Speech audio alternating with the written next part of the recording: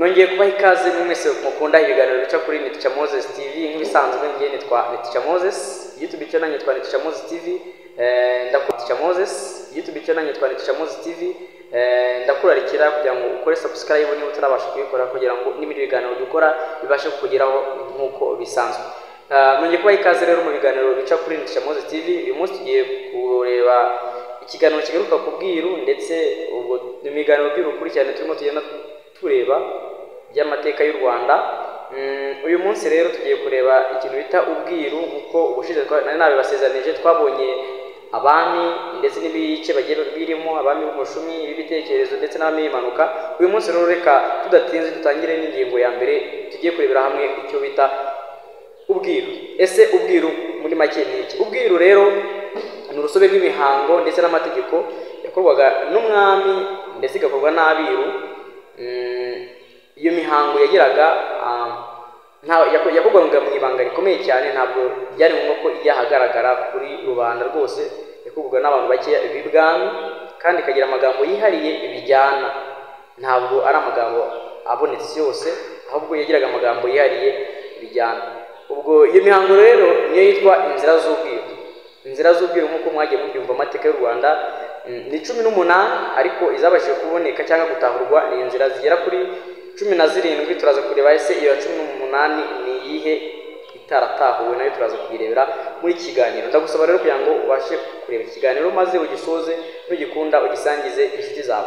Reka tutangire n'inzira ya mbere. Inzira ya mbere rero y'ubwiru ni inzira bita inzira ya Rukungugu.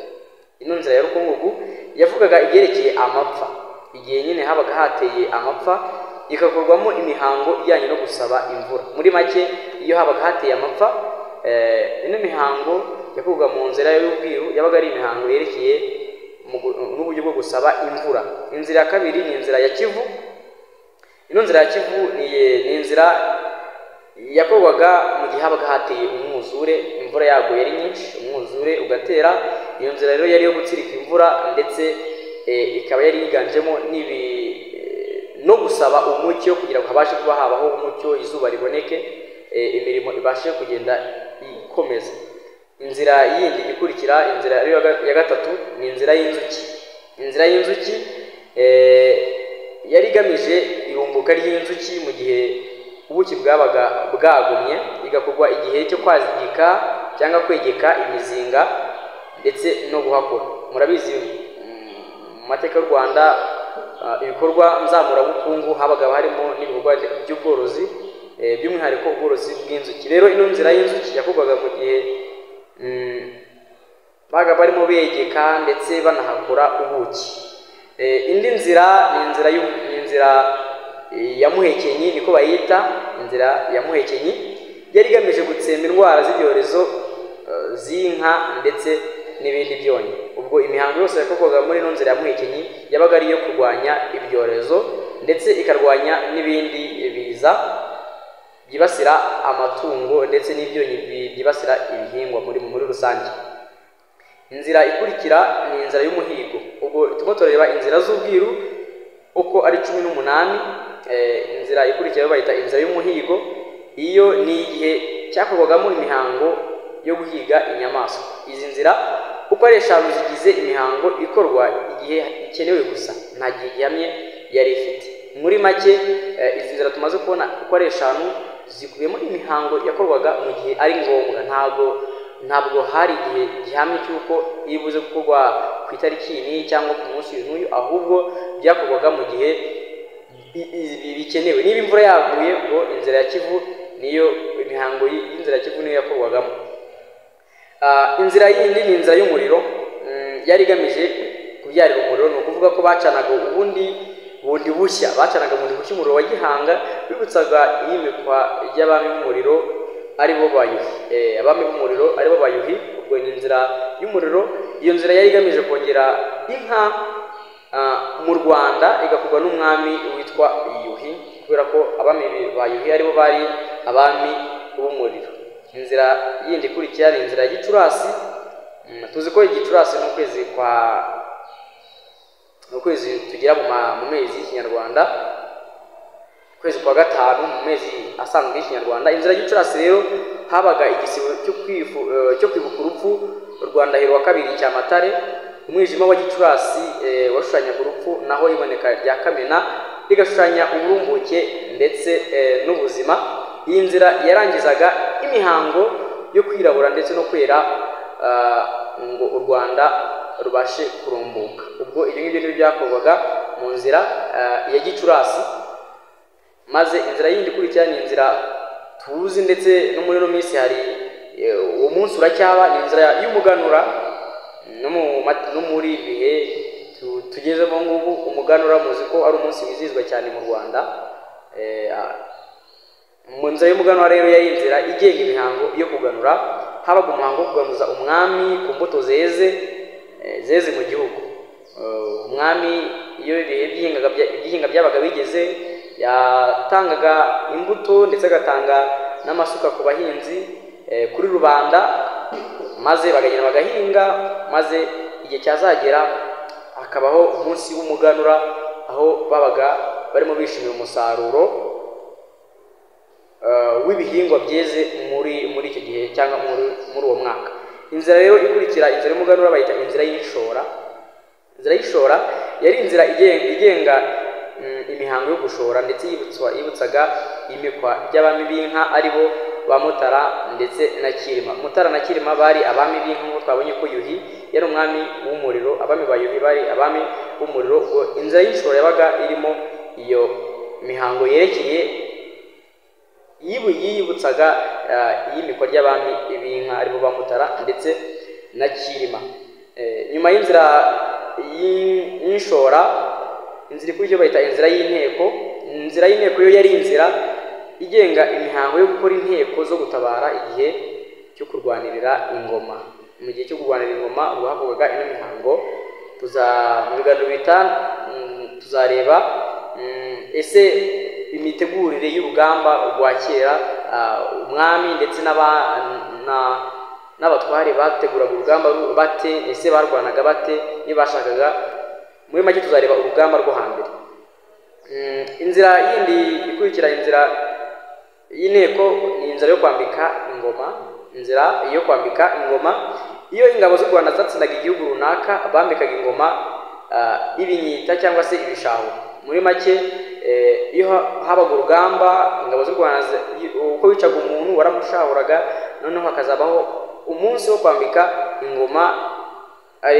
Iyo nzira yo kwambika ingoma rero, ibinyita cyangwa ibishahu, niyo bitaga inzira yo kwambika ingoma. Nayo ikaba muri izi nzira uko ari 18 ziboneka mu mateka y'u Rwanda. Inzira ikurikira ni inzira y'inkiko.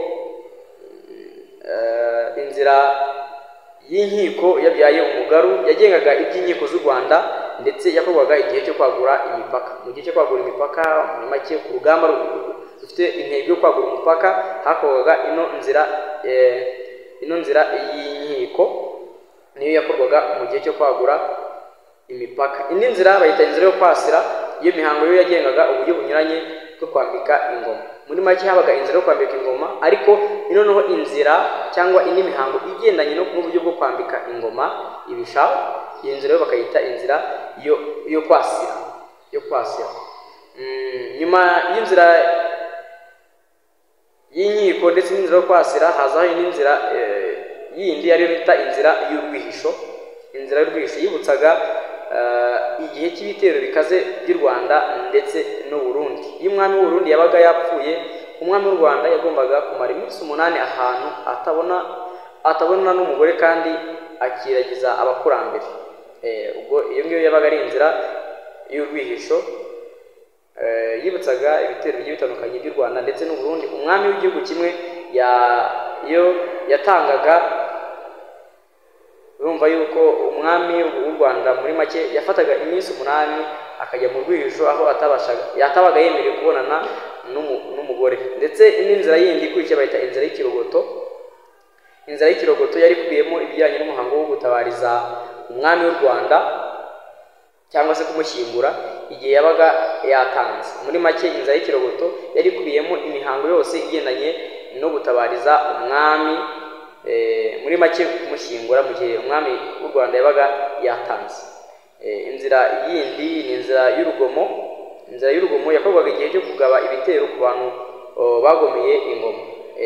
Kera iyo wagomeraga ingoma cyangwa gukomera ubwami, habagaho ibitero byategurwaga ndetse inzira yagengaga ibyo bitero by'abantu bagomeye ingoma bakayita inzira y'urugomo. Indi nzira yindi bayita inzira y'iyimika. Inzira y'iyimika yavugaga uburyo umwami yimikwa igihe umwami yatangaga bagiye kwimika undi. Muri make ino nzira y'iyimika yo yari ikubiyemo imihango yose igendanye n'uburyo umwami mushya ashobora kwimikwa. Inzira yindi ikurikira bayita inzira y'imfizi z'ibwami. Inzira y'imfizi z'ibwami, iyo nzira yo yari inzira y'imfizi z'ibwami, niyo nzira ya 18 itarabasha kuboneka. Hatahuwe inzira 17 nk'uko nababwiye tugitangira ikiganiro. Mu nzira 17, inzira 18 rero niyo bita inzira y'imfizi z'ibwami. Iyo ni inzira y'imfizi z'ibwami ntirabasha kuboneka. Inzira z'ubwiru zavuga nuko zifite iminozanganzo itandukanye, byerekana ko ari ubuvanganzo. Uturango twerekana ko ari umwandiko w'ubuvanganzo nyemvugo, n'ibikorwa by'ubwami nabi byerekana ko ari ubuvanganzo nyabami. Muri make bakunzi bandikisha Moses TV, izo nizo nzira 18 zigaragara mu mateka y'u Rwanda cyangwa zigaragara mu bwiru, nizo bita inzira 18 z'ubwiru. Nk'uko mwagiye mubyumva ahantu hagiye hatandukanye, ndakeka ko mubashije kubisobanukirwa neza.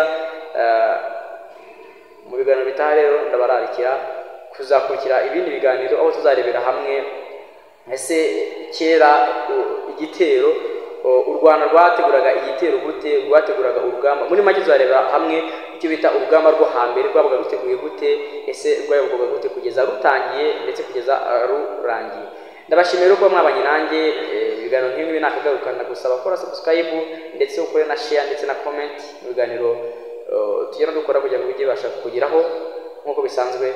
Imana ibarinde, ndabashimiye.